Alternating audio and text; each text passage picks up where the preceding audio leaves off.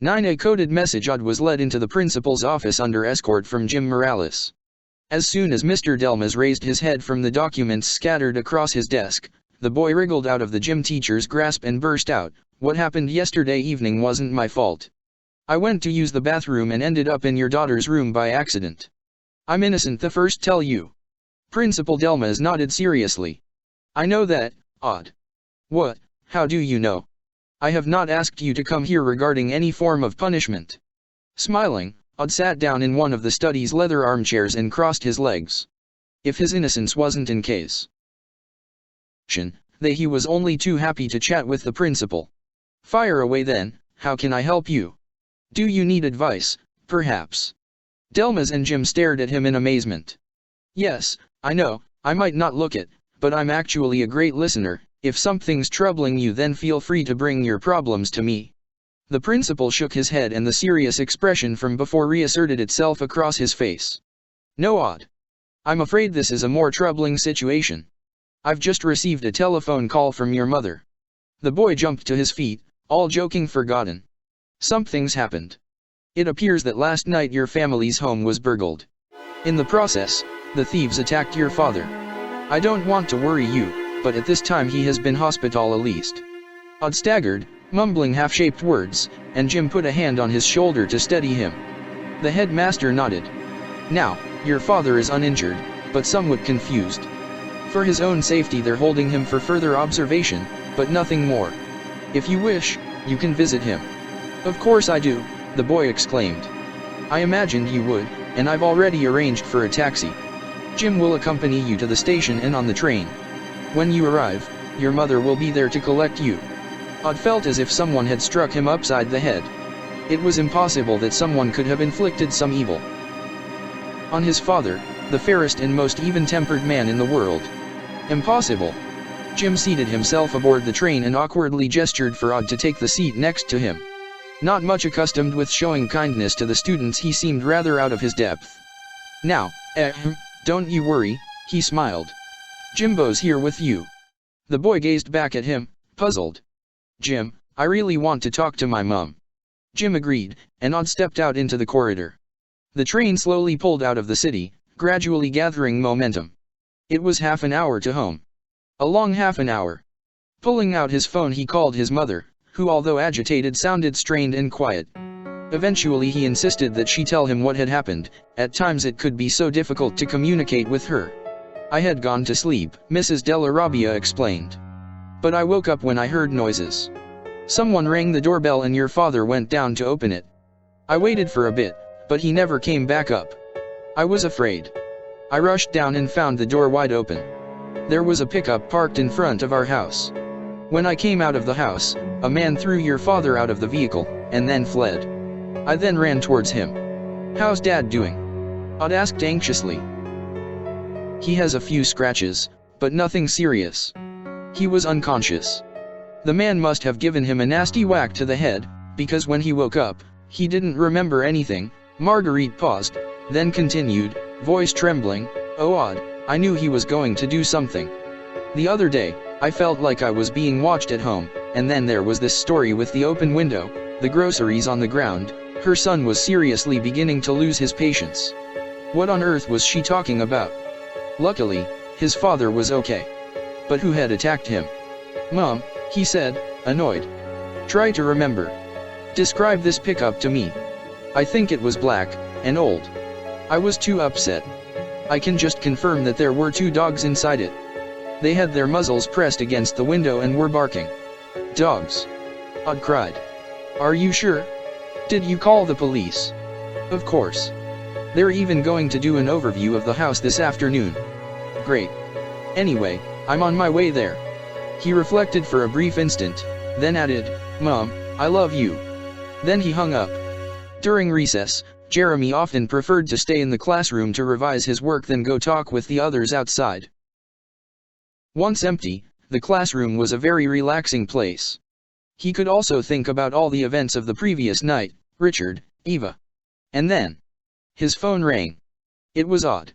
Jeremy stared at the screen showing his friend's photo for a moment. He hadn't been present at school that day. "Hello," he finally picked up. Then, He remained silent, totally absorbed by the incredible story. Odd's father, victim of a kidnapping attempt? When his friend finished speaking, Jeremy's head boiled. Odd, he began, nervous. Listen carefully. You know that I don't believe in coincidences. The man with 2 dogs is the same person that was erased from the DVDs. Go to the hospital as quick as you can and question your parents as much as possible. See if they've found something, if they've found fingerprints. That could be important. We'll continue with the investigation on Richard here. And on Hopper, naturally, even if Jeremy couldn't see Odd, he could very clearly hear his friend slap his forehead. Ah, I almost forgot, he cried. Forgot what? Jeremy asked. The other day, when I went to the principal's office, I saw that he had a file on Waldo Schaffer on his desk. It's possible that Delmas knows something. Jeremy sighed, skeptical, but I hacked the school computers and the information was. It was a huge file, Jeremy. With the name Waldo Schaffer on the cover. I'm not mistaken. You absolutely have to find some way to read it. And I'll let you know if I find anything interesting. Okay, talk to you later. Jeremy hung up and rushed out of the classroom. The hospital consisted of a set of square buildings of different heights, painted in a bright white. It was surrounded by a large park with very orderly lanes, on which the ambulances came and went like arrows. Odd got out of his mother's car, which had come to pick him up from the station. Then, the two of them headed to the surgery block where his father was hospitalized. While he walked, Odd never stopped observing his mother. Her brow was furrowed and her gaze fixed. She seemed very worried. He approached her and took her hand, murmuring, "You're sure that Dad's all right?" Yes, I'm certain. He's just a bit upset. But that'll pass, I'm sure of it." Upon entering the hospital, they met the usual odor of disinfectant, mixed in with the light aroma of coffee from the vending machines. Marguerite stopped for a moment at the reception, then guided Odd to his father's room. The room was small and stifling. The 2 other beds were occupied by small old people in pajamas sleeping soundly. The student poked his head through the door. His father had reawoken and was staring at the ceiling. He had a black eye and bandages around his head, plus a nasty gash on his arm, rested on the white sheets. All his injuries resulted from his fall from the pickup. Odd entered shyly and approached his bed, forcing a smile. "How are you?" he asked. "How great, you're all right," his father exclaimed in a high-pitched voice that his son didn't recognize. "Of course I'm all right, Dad." Odd straightened himself. "Nothing happened to me." Robert smiled and announced, "I'm very happy.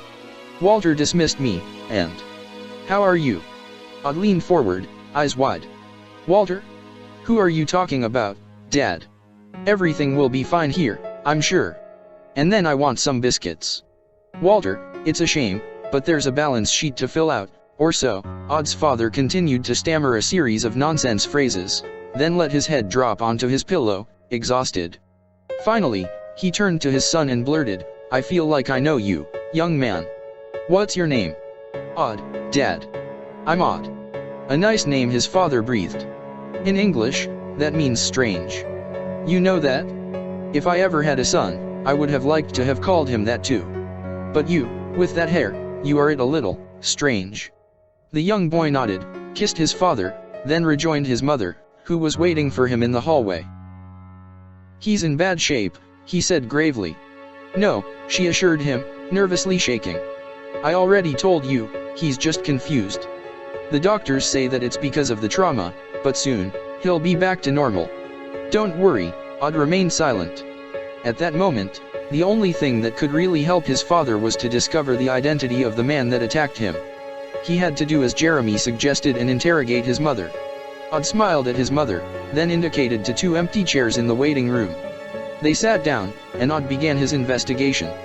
"Mom, tell me what happened yesterday from A to Z. Did you see something? You didn't find anything strange?" Marguerite began to speak, but she didn't really tell him any more than she had already over the telephone.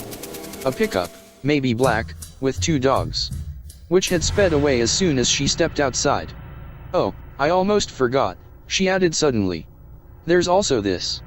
She fumbled around in her bag and pulled out a dirty gray plastic rectangle.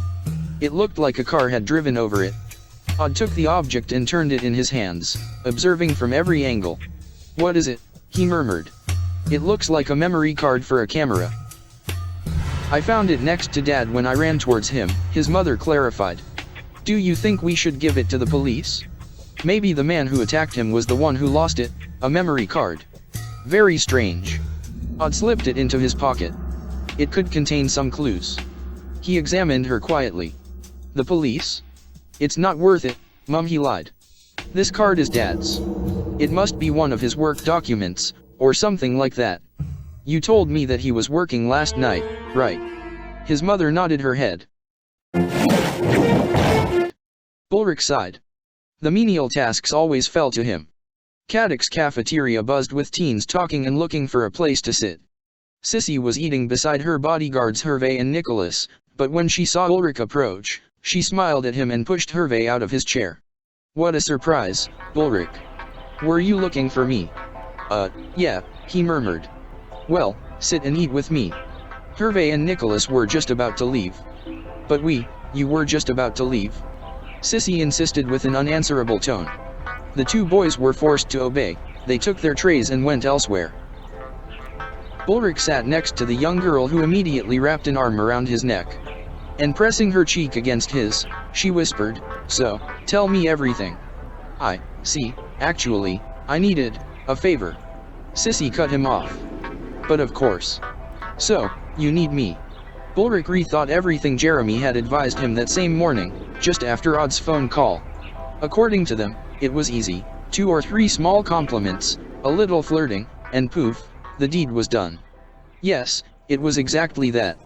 Ulrich had to get into Principal Delmas' office to get the dossier on Waldo Schaffer, but he needed someone to distract the principal for the necessary amount of time.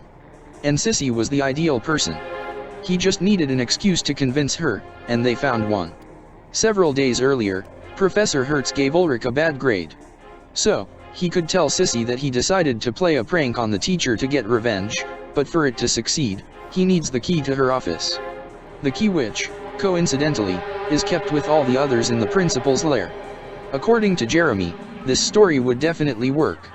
As soon as Ulrich finished his explanation, Sissi sneered, "I suspected you were hiding something, with your whole nice guy attitude, but I don't know if I can. Come on, Sissi, help me out.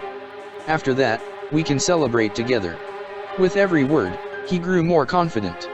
He remembered more of Jeremy's advice. "Come on, we'd be the perfect partners in crime. Like Diabolik and Eva Kant. Like Lupin and Margot.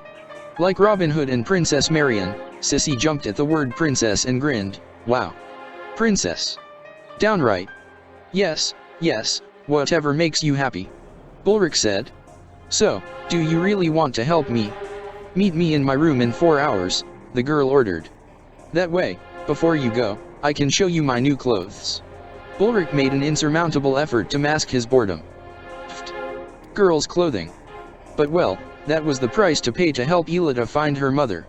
He entered Sissi's room and found her smiling, in makeup, and dressed in a neon green tank top covered in sequins and a vibrant pink miniskirt. Ulrich asked himself, how can she go out looking like that? "Do you like it?" she asked maliciously. "I chose this skirt just for you." Ulrich doubted that was a compliment. Then, for half an hour, he watched a frightful fashion show as patiently as possible. Finally, he reminded his model that it was getting late. He accepted to take the arm of the young girl, who gloated. They then walked through the dormitory and exited into the park to return to the wing of the school where the Principal's office was found. Luckily, at this hour, the corridors were almost deserted. "You know what you have to do," Ulrich whispered. "Of course," his accomplice sighed.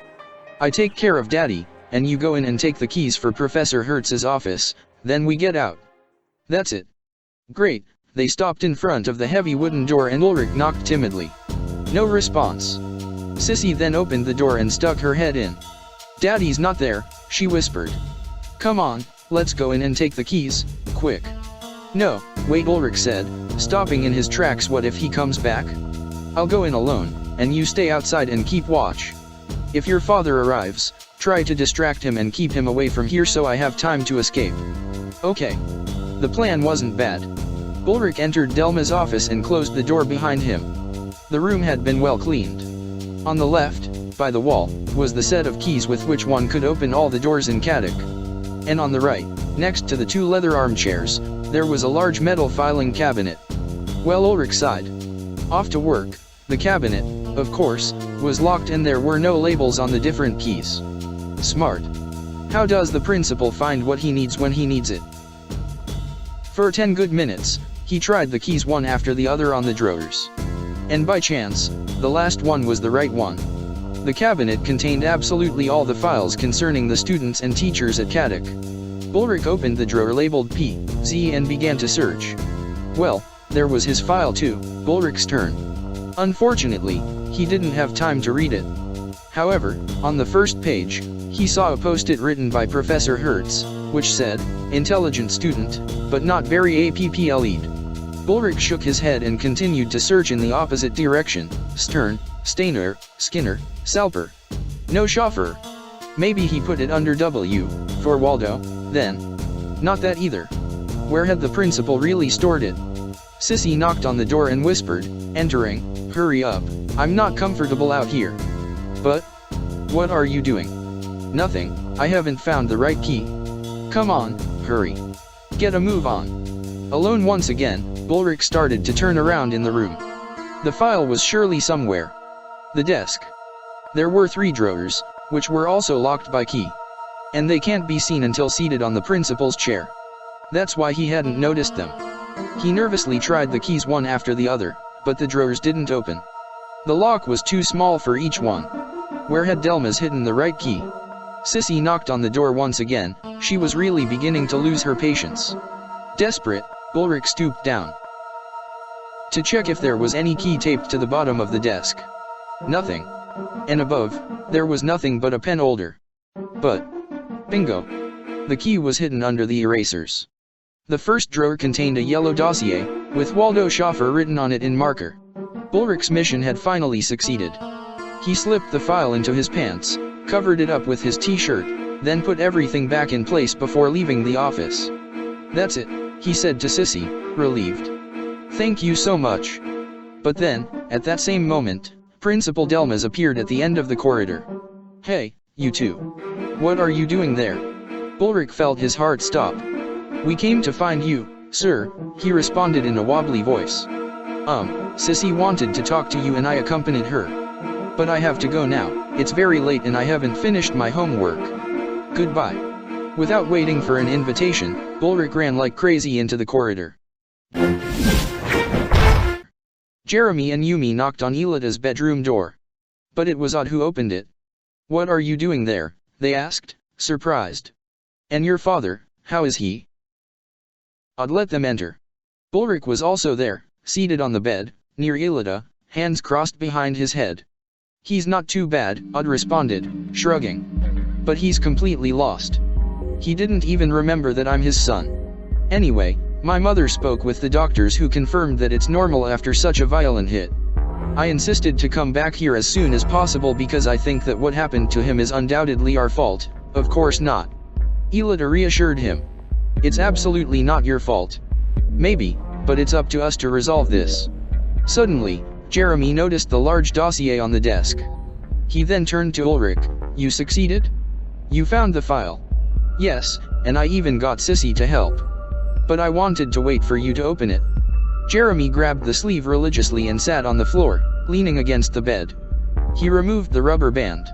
On the inside of the file, there was a large and voluminous envelope, on which was written, "Principal Delmas, thank you for taking care of this for me." Hertz's handwriting. Ulrich cried. "But what part does she play in this story?" Yumi asked. "Hey." Jeremy intervened. "One thing at a time. Now, let's open the envelope and see what's inside." He opened it with a letter opener, then took out a pile of papers that he placed on the floor. "But what does that mean?" Odd said, observing the scribbles. "We can't understand any of it. It must be a coded message," Yumi announced. Jeremy shook his head, turning the papers over. All contained incomprehensible characters. They looked like letters written completely at random. There were at least 300 pages. "It's not a message," he said. "But a real code, Hopix." It's the programming language that Elida's father invented to create Lyoko. With these words, everyone began to talk at the same time. You mean to say that Hertz knows about Lyoko? Someone said. How did she get her hands on this code? Said another. Is it the same as what Richard showed us on his Palm computer? Hey, I don't know. Jeremy interrupted. Yes, it's like on Richard's Palm computer. But I have no idea what this program can do.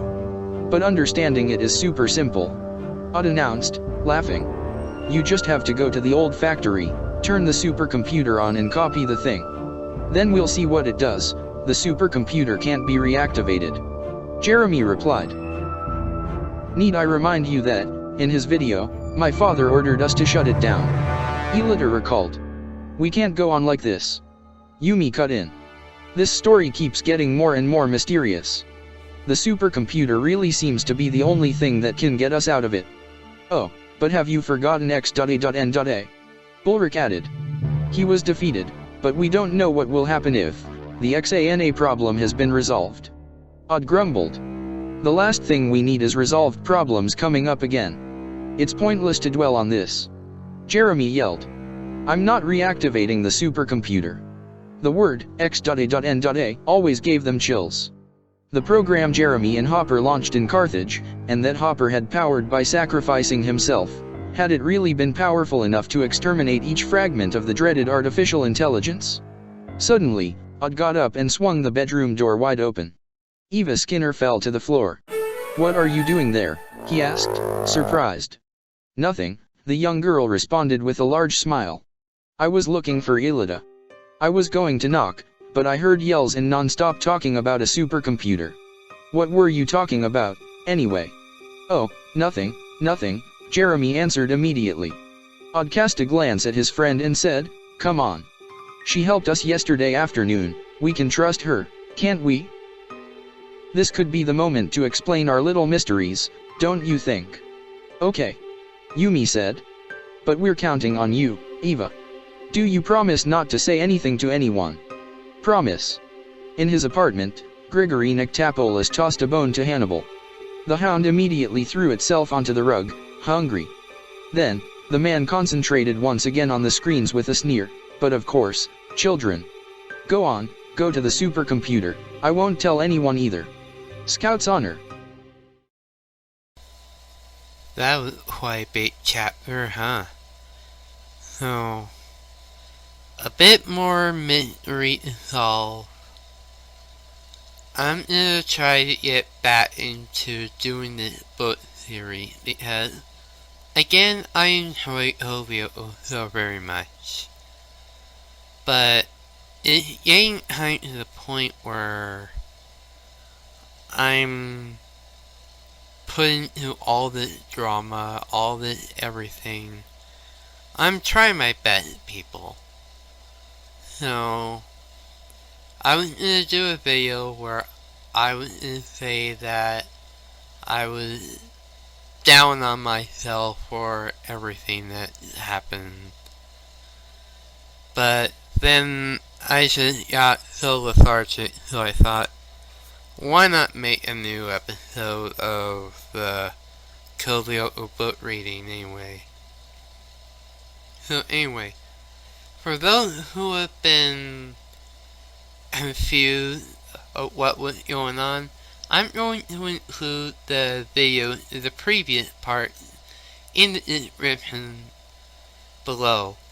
And I hope you guys like the newer format, which is basically getting the theme song out of the way, including the little cutscenes and a little bit more music involvement and doing what I can. So, I'm gonna try this. Hopefully it'll be better. And let's see what moves on from there. So anyway, thank you guys so much for watching. Hopefully I'll do another part. And see you guys in the next video. See ya.